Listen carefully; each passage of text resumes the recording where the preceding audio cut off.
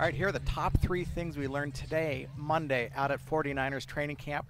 They had 2 special guests speak to the team in a team meeting this morning, Hall of Famers Steve Young and Jerry Rice. John Lynch wanted them to come in and talk about the winning culture that the 49ers had built during their dynasty days, the accountability that the players had to one another.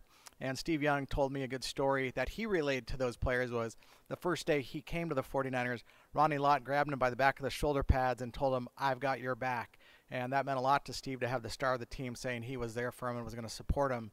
And that's what the 49ers are trying to build here under the new regime of Kyle Shanahan and John Lynch. And a lot of players talked afterwards how much they appreciated it. And then Jerry Rice took it a step further. And as practice began, Rice lined up with the wide receivers, ran routes, gave some tips to some of the guys, and looked to be just having a ball back on the practice field. I can't remember him actually participating in a practice like that since he was last here in the year 2000. So Jerry was loving it. He's 54 years old. The players appreciated seeing him. Really a wonder what he can still do at a fitness level right now. So really neat experience for a lot of the players and people that were here.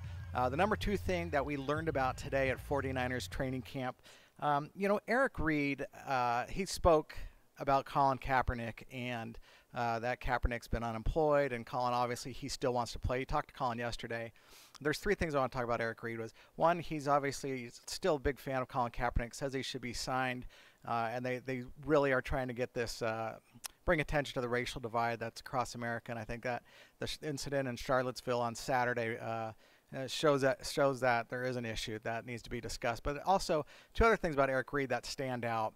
And one, let's talk about on the field. He's playing really well, and he was, he covered one of the wide receivers today across the middle where the quarterback was looking at him the whole way, and Eric was blanketing him.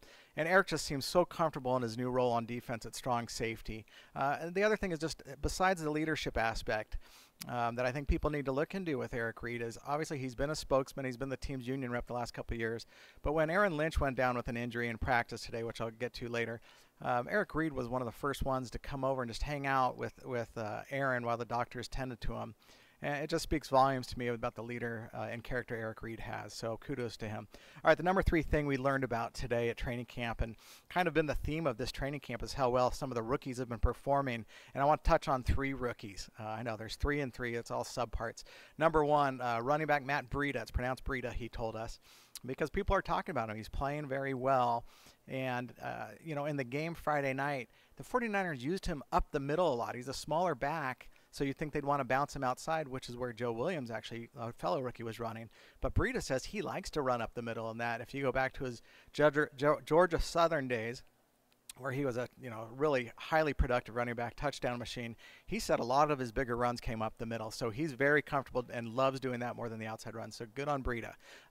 2 other rookies I want to touch on is Adrian Colbert. He is a 7th-round pick. The 49ers started him off at cornerback, but they've had to move him to free safety in light of a lot of injuries to other guys. And Colbert had 2 interceptions today in practice. Defensive coordinator Robert Saleh talked very optimistically and positively about how he's doing. And then obviously there's another free safety back there, and that's Lorenzo Jerome, who started Friday's game. Has looked pretty darn good, and he fits very comfortably in this scheme where it's single high free safety back there. And I asked Rashard Robinson, what's it like going through training camp without Jimmie Ward, the projected starter, who remains on the physically unable to perform list because of a hamstring. And Robinson said he's not worried about that because Jimmy's a ball hawk and will be able to adapt once he gets in.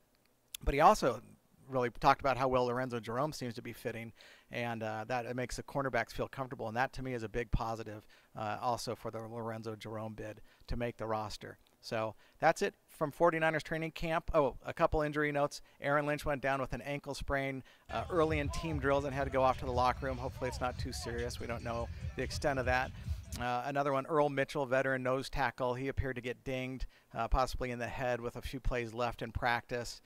But both those guys are able to walk off the field on their own. And Jimmie Ward, like I said, he remains on the physically unable to perform list. Robert Saleh said that he had that Ward's conditioning test went well, but he's still on the PUP list. So we don't know if he'll be activated for practices Wednesday and Thursday against the Denver Broncos, and obviously Saturday's game here at Levi's Stadium. So That's it from the 49ers training camp. This is Cam Inman of the Bay Area News Group. Follow our content on SanJoseMercuryNews.com, EastBayTimes.com, and I'm on Twitter at Cam Inman. Thanks much. Bye-bye.